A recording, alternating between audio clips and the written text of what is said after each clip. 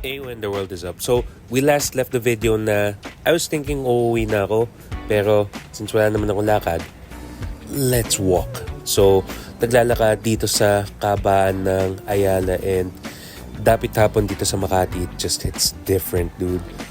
I find a new appreciation sa site sa Makati every time naglalakad ako dito. So, whether ko naglakad din kayo pauwi, nag-LRT, nag-MRT, or walking just nearby, I do hope everybody got home safe. So, nandito ako ngayon sa may Amorsolo, naglalakad at tayo ay lulusot papunta dito sa Little Tokyo.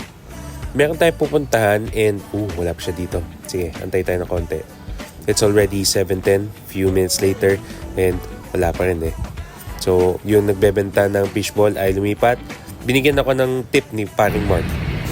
Sabi sa akin ni Brother Mark, yung pwesto ng dinakdakan ay lumipat na mula dito sa Metrobank, harap ng Makati Cinema Square, tapos dito na daw sa may kanto ng Union Bank.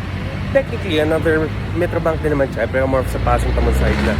So, yep, pupunta tayo dito sa nagva-viral ngayon na dinakdakan. So, pagdating ko sa pwesto, nabubuo na pila sa likod ko.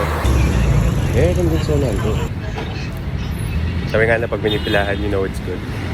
But even before that eh. So, paano nga lang dumating na ng maaga-aga. Okay, boss. Thank you. Yan, pinilipat mo. Nice. Dito sa side ko, paikot na rin yung pila hanggang dito sa likod ko.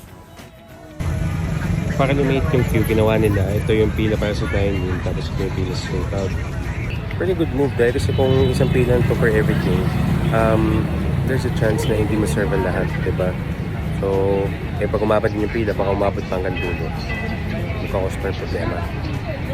Time check, it's already past 8, pero malakas pa rin. Nandito na si Madam at nandito na yung ibang tinimplang pagkain. So, yes sir, excited na. So, nakasalubong ko dito si Justin. Nice meeting you, dude. Pangalawang beses na daw niya pumunta dito. And at around 8:26, nagsimula na sila mag-serve. And orders just flying everywhere. And okay din yun, no? Ganda din ng pagkaka-present nila ng mga takeouts. At ito, ang pinunta natin dito, ang lechon pares at dinakdakan. So, kuha tayo ng konting lechon pares, lagay sa kanin, and isang kagat. That was tasty. Mainit, malambot. Sakto lang seasoning. So, dito kasi, dahil kasi nakalagay na yung Ricardo sa gitna,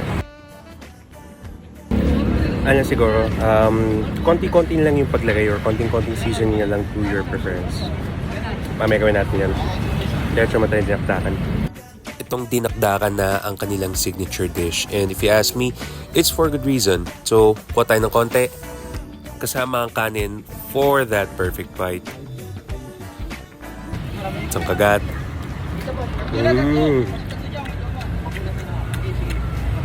Just mo yung char, just mo yung mayard.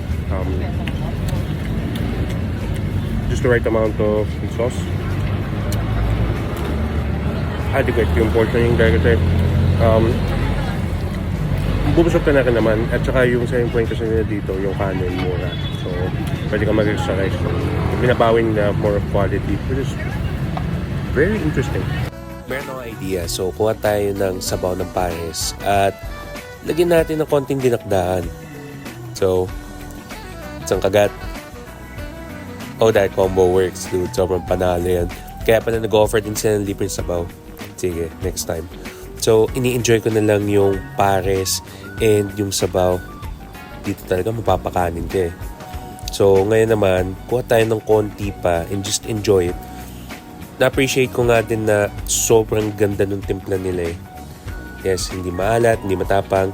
So, depende lang sa paglalagay ng Ricardo. Pero so far, panalo yan. Haluin natin ng konti. Kumuha ako ng bawang, konting green onions, at saka chili garlic. That works, dude. Plus ka naman panalo yun. At madami nakapila ngayon. So, kuha pa rin tayo ng kanin. And nung paubos na siya, hinikop yung sabaw. Because it's that good. Yes, sir. Sobrang solid. So, shoutout kay Gerald na nakasalubong ko. At si Martin Atrovic na nakita ko kanina sa Ayala Triangle. Nice seeing you guys. So, if you ask me, babalik ba ako? Definitely in Makati eh.